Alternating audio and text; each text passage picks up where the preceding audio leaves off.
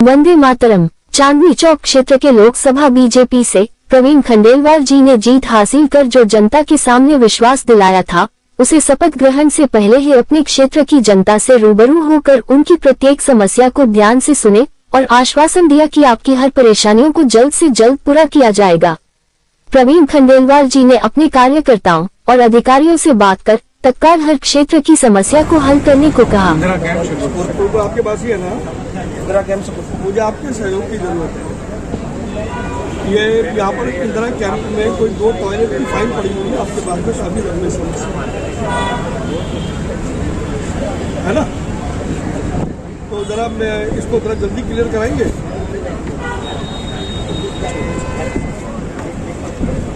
मैं एक काम करता हूँ, ये हमारे काउंसलर है किशन बेमाड़। मैं एक बार किशन जी को बोल रहा हूँ, एक बार आपसे मिलेंगे। तो मैंने ये चौपाल लगाई कि इंदिरा कैंप के लोग मेरे पास में आए हैं, तो मैं आपसे सहयोग की उम्मीद करता हूँ।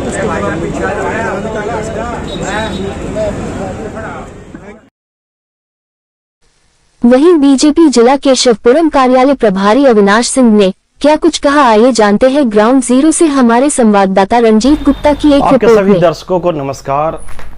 और आपने चर्चा किया कि दिल्ली में के सातों सीट जीती है, तो भारतीय जनता पार्टी के प्रदेश अध्यक्ष आदरणीय वीरेंद्र सचदेवा जी हमेशा से कहते आ रहे हैं कि केजरीवाल जी और कांग्रेस की दिल्ली में पतन हो गई है। केजरीवाल जी की अपनी नीति के कारण पतन तो था ही, लेकिन मैं केजरीवाल जी के बातों पे आना नहीं चाहता हूं। मैं बात करूंगा प्रधानमंत्री जी की नीति और नीति की बात करूंगा। वे गरीब कल्याण के लिए जो कार्य कर रहे हैं, उनकी लगातार जीत हो रही है। इस कारण भारतीय जनता पार्टी का दिल्ली में 7 सीटें आई और हमारे प्रवीण खंडेलवाल जी जो है उन्हें 85 दिनों का समय लगभग मिला और वो खंड खंड तक, बूथ बूथ स्तर तक जाकर के पहुंचे और हम सभी कार्यकर्ताओं ने मेहनत किया उनके साथ।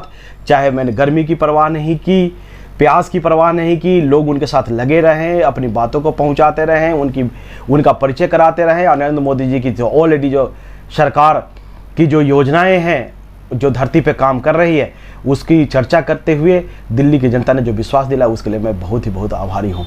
प्रचार प्रसार के दौरान में जिस प्रकार से प्रवीण खंडेलवाल जी हमेशा कहते रहते थे कि आज मैं वोट मांगने आया हूं, कल काम मांगने आया हूं, इसी सिलसिले में जन चौपाल के माध्यम से वे जनता के पास काम मांगने आ गए हैं। और हमेशा कहा करते थे कि हमारे बूथ के कार्यकर्ता, हमारे मंडल अध्यक्ष, निगम पार्षद, जिले के पदाधिकारी हमारे साथ बैठ करके पटरी पे बैठेंगे, और वो पटरी पे बैठने का कार्य करना प्रारंभ कर दिया है।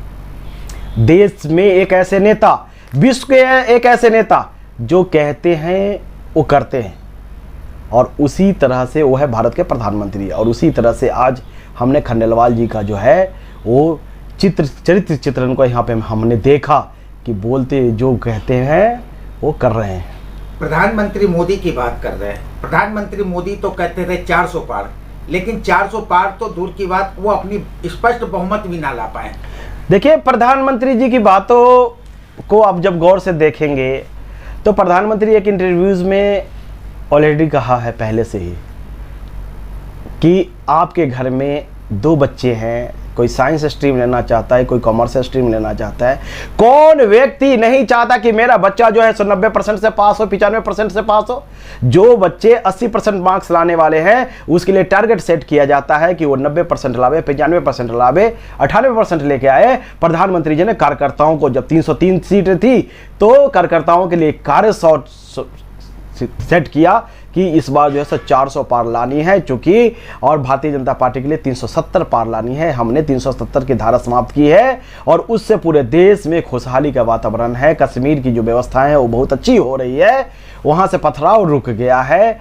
अब कभी कभी आप जो देखते हैं छोटे मोटे घटनाएं हो गई है, उसके लिए बहुत ही खेद है, लेकिन उनको बख्शा नहीं जाएगा। प्रधानमंत्री की स्पष्ट नीति है और इस पर कार्य कर रहे हैं। आने वाले समय में आपको देखने को मिलेगा कि 400 पार का जो स्वप्न है वो भी एक दिन सिद्ध होगा।